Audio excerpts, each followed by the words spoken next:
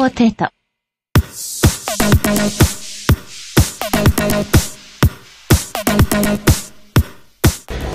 Well, Detroit is the birthplace of electronic music, electronic dance music, whatever you want to call it, techno, whatever. Like in America, we're really like creating a scene, and a buzz, and a vibe, you know?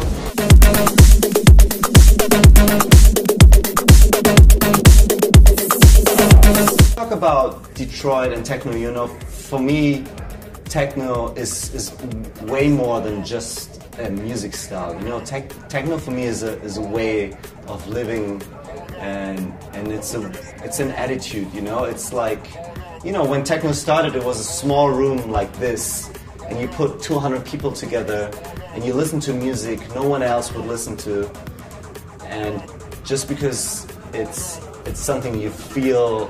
And it's different, and you don't give a fuck about what other people say.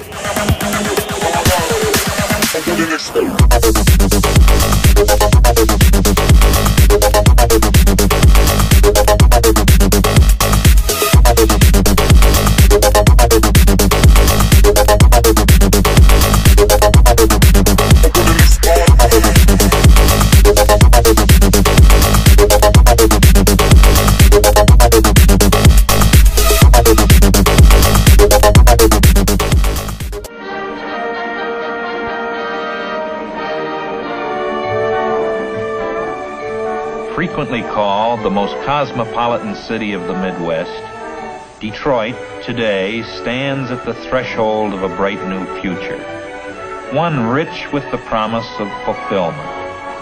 In this bustling city on the straits, where British and American flags soon followed the French, a spirit of brotherhood was born and nurtured.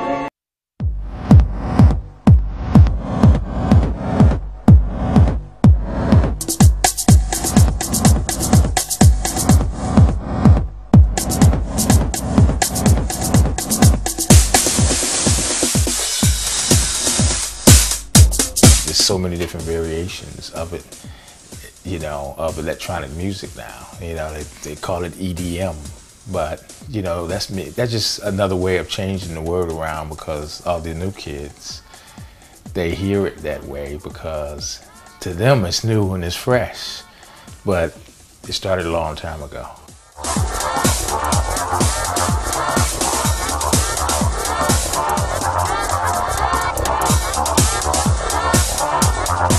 Belleville, it was only a few blacks like me.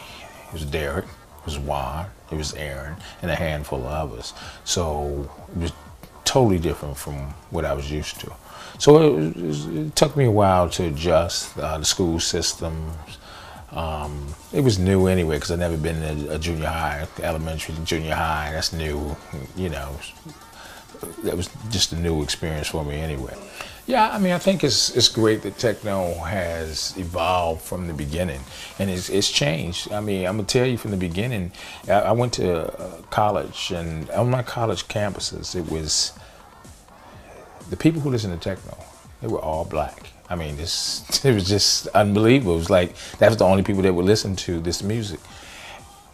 And I just remember like fraternity parties, like the black fraternities would play this techno music from Detroit. And then you had like the white fraternities, right? And it was all rock and roll. And now, when I look at it, urban black kids, they don't listen to techno. It's totally reversed now. I could have never imagined that in 1,000 million years that it's gone like this. But people were inspired. Technology has progressed and moved forward.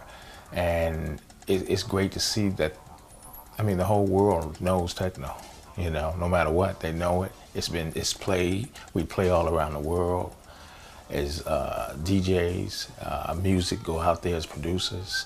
And, you know, I'm the beginning of all that. So, and I've been doing it 27, 28 years now. This group of kids that were kind of like following this music as it was having an epoch moment.